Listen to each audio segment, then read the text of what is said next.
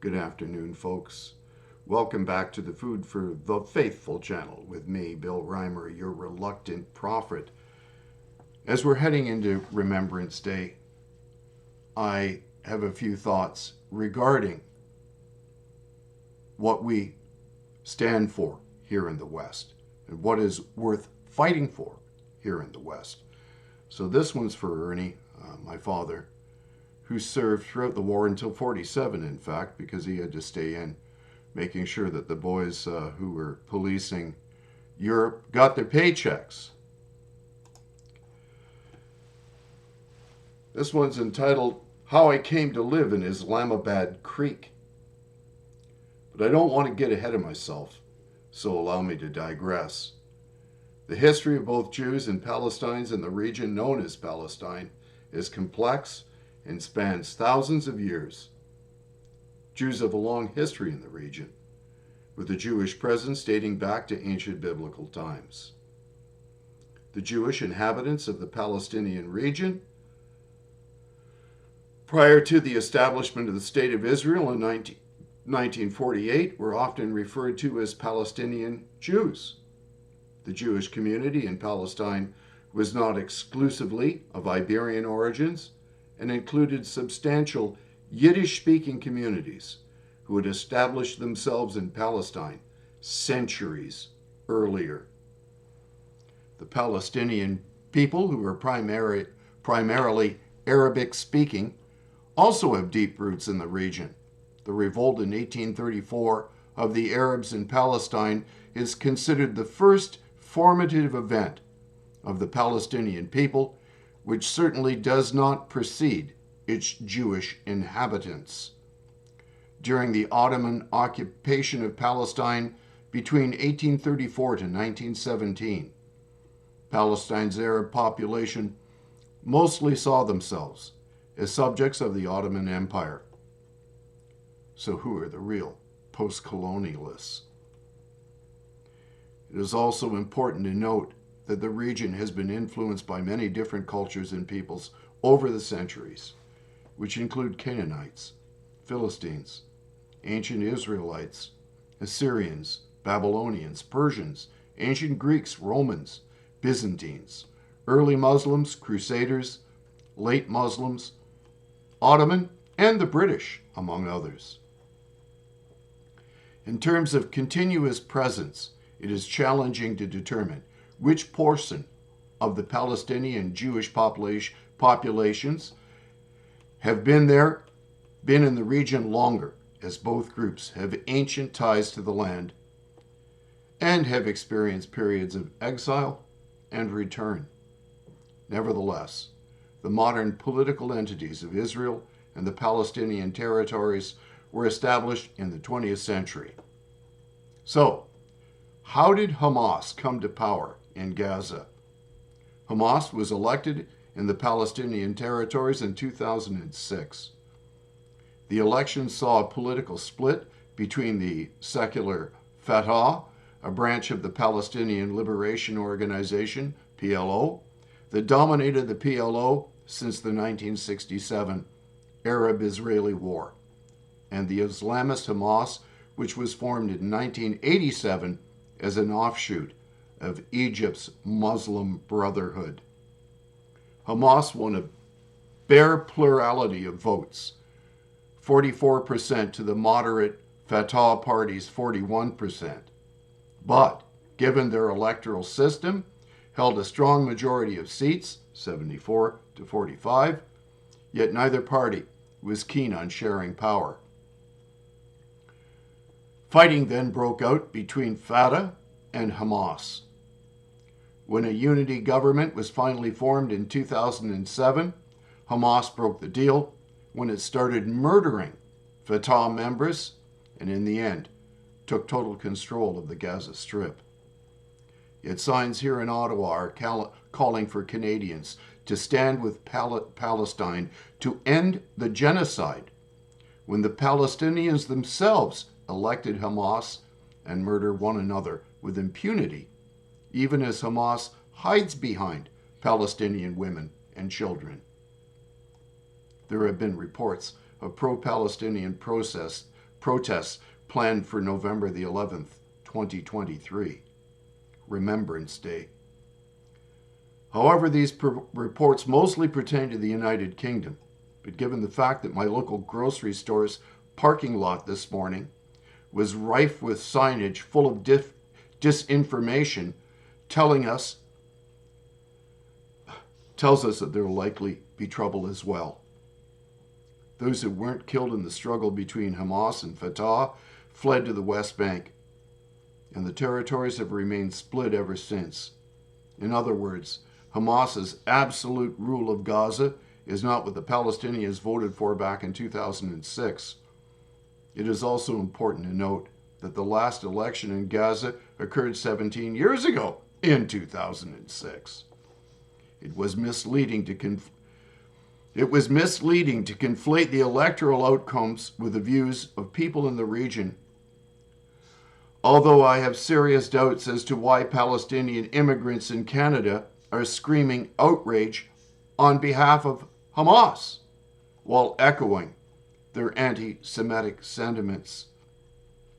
Nevertheless, as of 2021, Ismail Haniyeh has been re-elected as leader of the Palestinian group Hamas. History of the Failure of the Two-State Solution, another subtitle. The concept of the two-state solution to the Israeli-Palestinian conflict, which would establish an independent Palestinian state alongside the existing state of Israel, has been proposed and discussed numerous times over the years. Here are some key instances. 1947, UN Partition Plan.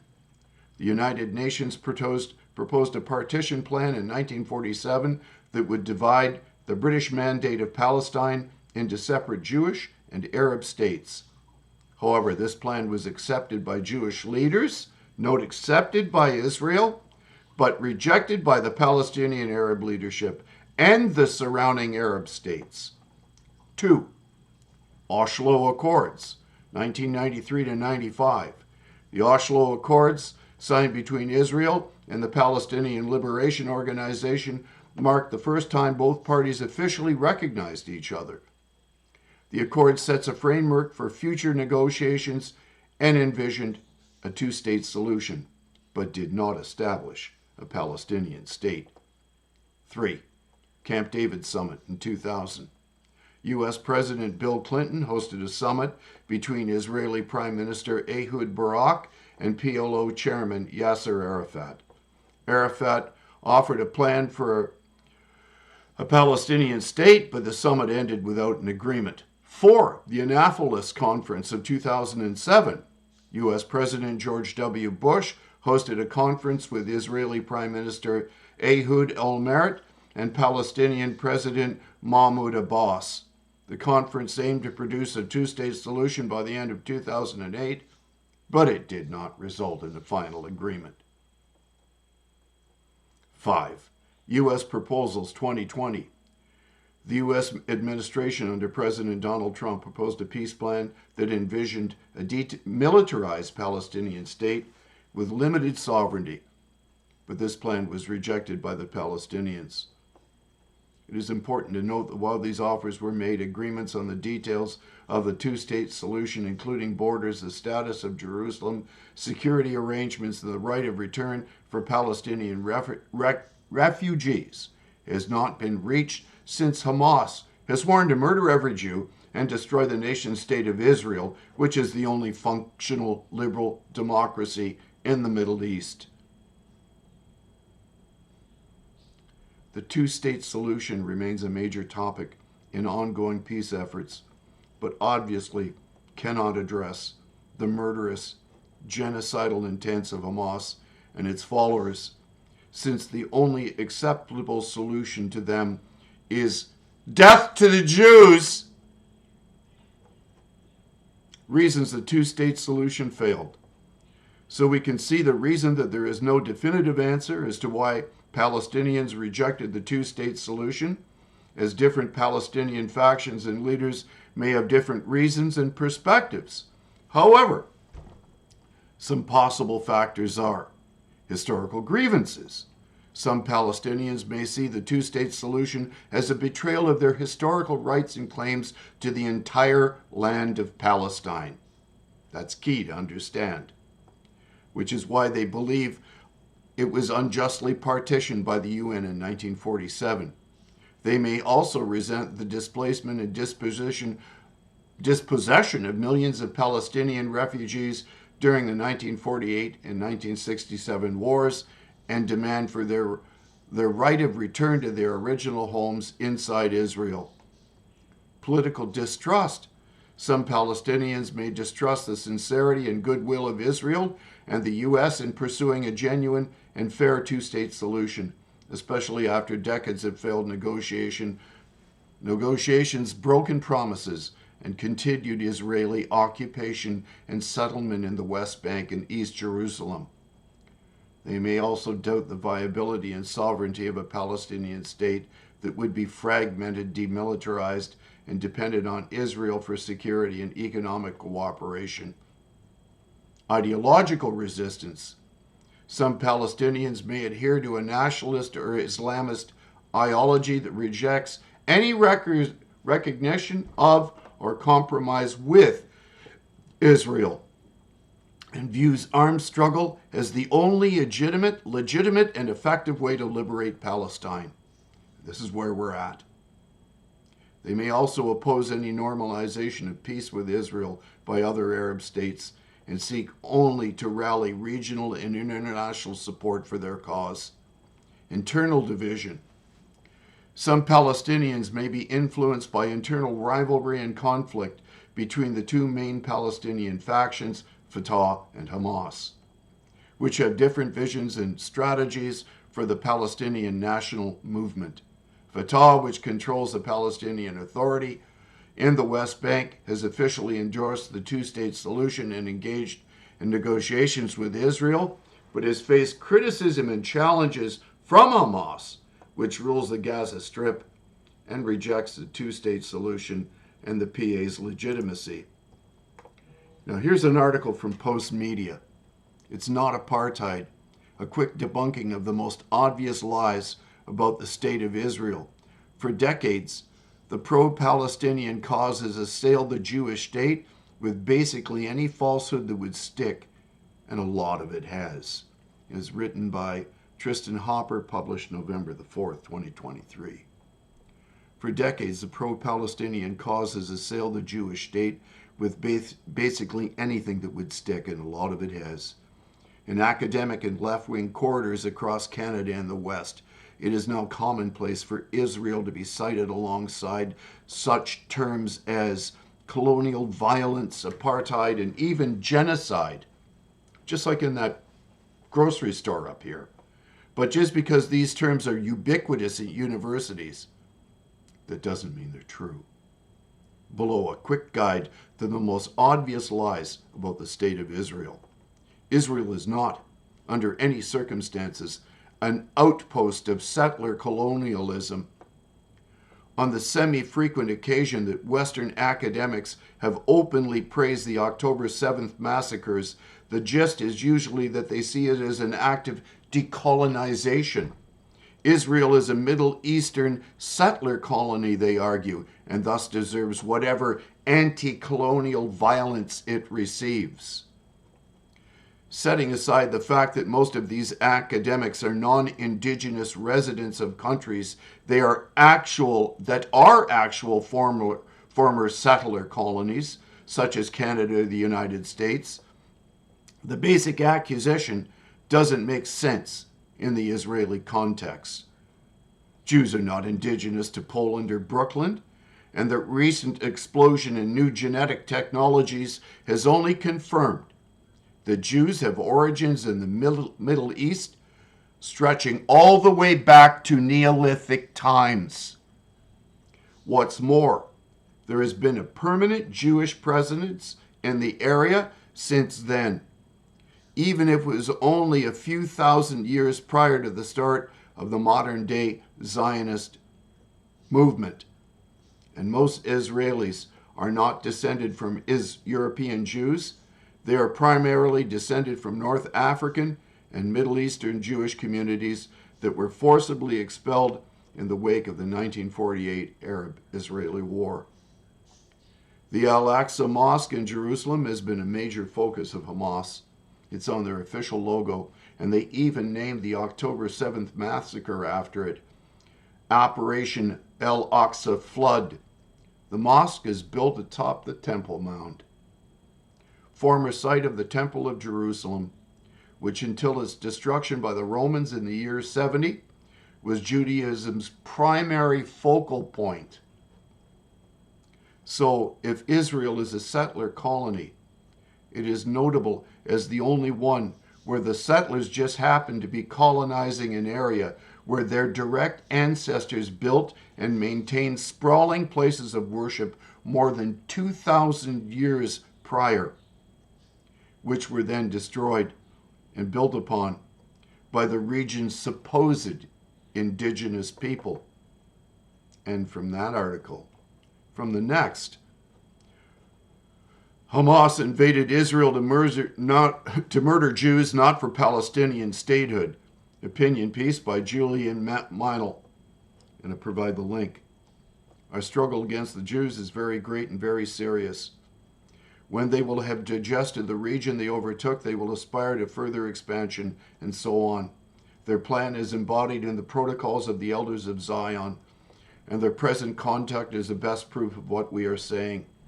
With their money, they took control of the world media. With their money, they stirred revolution in various parts of the globe. They stood behind the French Revolution, the Communist Revolution, and most of the revolutions we heard about. With their money, they formed secret organizations, such as Freemasons, Rotary Clubs, and the Lions, which are spreading around the world in order to destroy societies. You'd be surprised to find out that the quotes above are from Adolf Hitler, the man responsible for the worst crimes against the Jews in history. They are built around anti-Semitism. They use the same conspiracy theories, and they drip with the same hate.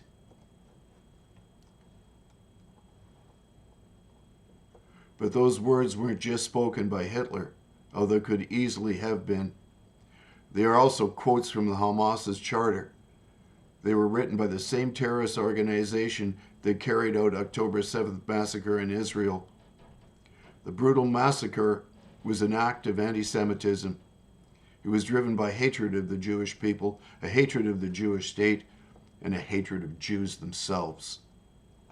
In my summation, make no mistake, Canada has imported its own ruin by bringing in the very thing that Justin Trudeau so often declares that he abhors. Only someone as addled by their own ideological possession as Justin Trudeau could have possibly imported unvetted immigrants who bring with them the very thing that his government claims to hate, namely racism. Tens of thousands of radical Islamist immigrants are filling our streets with protests calling for an end to Israel while celebrating the murder of innocents. At the same time, they claim that they are not genocidal maniacs who delight in murdering innocents, but rather the Jews are. The very same people who have rejected a two-state solution to the Palestinian issue while supporting Hamas, which is a terrorist death cult that hides behind Palestinian women and children, are also causing renewed anti-Semitism in Canada. And what is Trudeau's response? For him to call for combating Islamophobia as Islamists call for death to the Jews.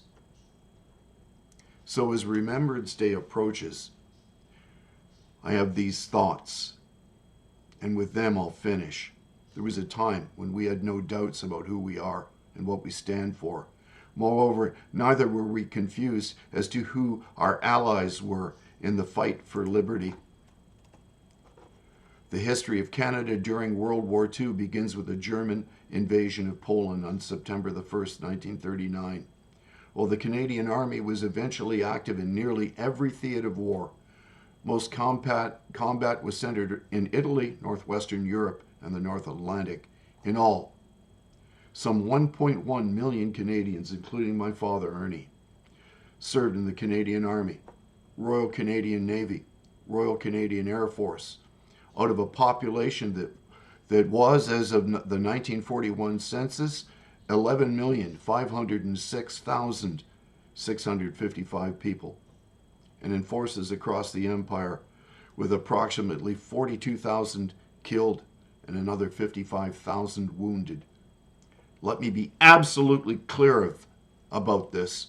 No Canadian alive today ought to be in the least doubt that Israel has the legal right, authority, and obligation to defend itself against the anti-Semitic neo-Nazis in Hamas, who murder their own with impunity, hide behind their own women and children, behead and burn babies alive in ovens, kidnap and murder the elderly, cry death to the Jews in the worst act of Holocaustal genocide since World War II, only to have the gall to decry Israel for defending its existential right to exist.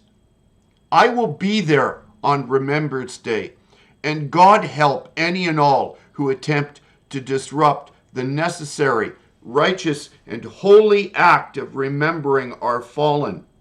Canada writ large has become something I no longer can recognize, just like my own neighborhood, Islamabad Creek, a pro-Palestinian, jihadist sympathizing shithole. Those are my thoughts, and if they ain't something to think and pray about as Remembrance Day approaches, I don't know what is. It's time to stand up for what's right and decry what is evil.